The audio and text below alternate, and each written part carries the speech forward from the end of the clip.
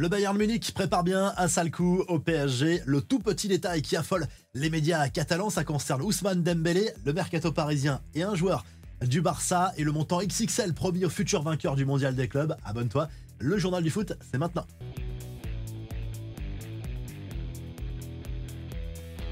Grosse actu autour du PSG en ce jeudi 27 mars, d'abord concernant le futur mercato. On en sait plus sur l'identité du joueur que le Bayern Munich est venu superviser lors du dernier Classico face à l'OM. En Ligue 1, on avait vu dans les tribunes du Parc des Princes Vincent en compagnie, le coach du club bavarois et le directeur sportif du club allemand. Et bien selon Sport Bild, c'est Bradley Barcola qui intéresse l'actuel leader de la Bundesliga. Alors très clairement, c'est un dossier qui n'a quasiment aucune chance d'aboutir. Le PSG n'est pas du tout vendeur. D'ailleurs, le club parisien envisage même de revaloriser et de prolonger le contrat de l'international français, dans le sens des arrivées maintenant. Après Matvei Safonov l'été dernier, arrivé de Krasnodar, le PSG aurait des vues sur un autre joueur du championnat russe. Il s'agit de Manfred Ugalde, il a 22 ans, c'est un attaquant international costaricien et il joue au Spartak Moscou, il a explosé cette saison. Le PSG qui peut par ailleurs rêver d'un sacré jackpot. La FIFA a révélé le détail de ce que gagnera chaque club en fonction de son parcours lors du prochain mondial des clubs. Paris toucherait tout d'abord entre 12 et 35 millions d'euros rien que pour sa participation. Après, il y a des primes de victoire, de qualif à chaque tour. Au maximum, ça peut rapporter jusqu'à 115 millions au total. Nasser El Khelaifi, lui, fera l'objet d'un complément d'enquête qui sera diffusé ce jeudi soir sur France 2. Le réalisateur a dévoilé sur RMC les coulisses de son enquête sur le président du PSG. Ça va parler de la fameuse armée numérique mise en place pour décrédibiliser tous ceux qui critiquaient le club et même certains joueurs parisiens. Ça va parler aussi de son influence énorme à la fois sur le foot français, en Europe également.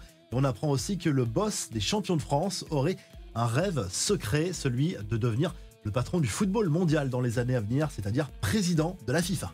Du côté du Barça, on s'affole un peu à propos de l'avenir de Gavi. Les médias catalans sont toujours à l'affût du moindre indice et le changement de photo de profil d'Ousmane Dembélé sur son compte Insta agite la presse. On le voit désormais aux côtés de l'international espagnol avec lequel il a joué au Barça.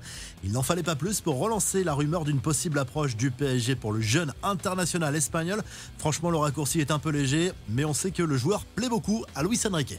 Le Real Madrid sait se montrer très généreux avec ses joueurs, la preuve, après la qualif en quart de finale de la Ligue des Champions au tir au but face à l'Atlético Madrid, le président merengue a sorti le chéquier, ce qu'il ne fait quasiment jamais en milieu de saison. Selon Marca et la Copé, une prime de 250 000 euros a été versée à chaque joueur pour les féliciter. Les autres infos à retenir dans ce journal du foot, peut-être un rebondissement pour l'avenir d'Antoine Griezmann, que les médias annonçaient sur le départ de l'Atlético Madrid pour une signature en MLS l'été prochain. Mais rien n'est acté selon les informations du journal AS, pour qui l'attaquant français est désormais plus proche de poursuivre l'aventure à Madrid que de s'envoler vers les États-Unis.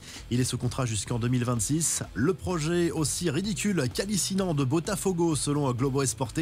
Le club brésilien compterait faire revenir le milieu de terrain argentin Thiago Almada, 23 ans, prêté à l'OL depuis janvier pour disputer la Coupe du Monde des clubs l'été prochain. Les deux clubs appartiennent à Eagle Group, propriété de John Textor, on le rappelle.